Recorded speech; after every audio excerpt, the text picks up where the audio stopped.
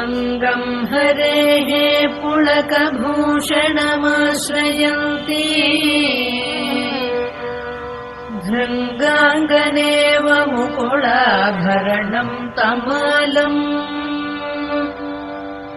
अङ्गीकृताखिलविभूतिरपाङ्गलीला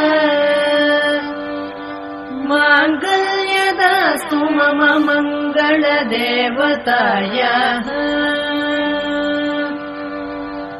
मुग्धा मुहुर्विदधति वदने मुरारेः प्रेमत्रपा प्रणिहितानि गतागतानि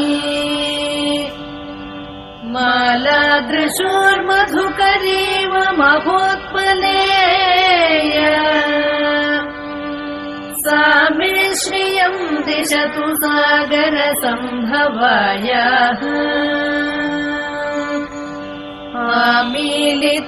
आमीलिताक्षमधिगम्य मुदा मुकुन्दम्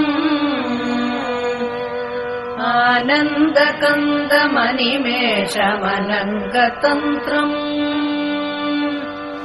आकेकरस्थितकनीनिकपक्ष्मनेत्रम् भूत्यै भवेन्मम भुजङ्गशयाङ्गनायाः बाह्वन्तरे मधुजितश्रुतकौस्तुभेय हारावलीव हरिनीलमयी विभाति कामप्रदा भगवतोऽपि कटाक्षमाला कल्याणमावहतु मे कमलालयायाः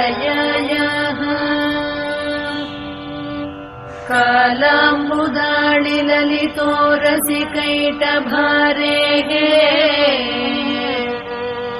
धाराधरे स्फुरति या तटिदङ्गनेव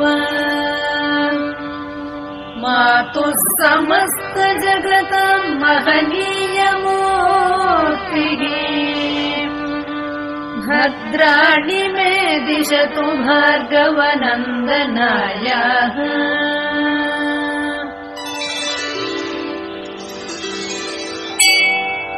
प्राप्तम् पदम् प्रथमतः खलु यत्प्रभावात्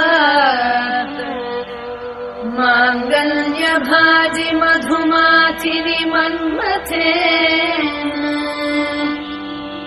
मय्यापते तदिह मन्थरा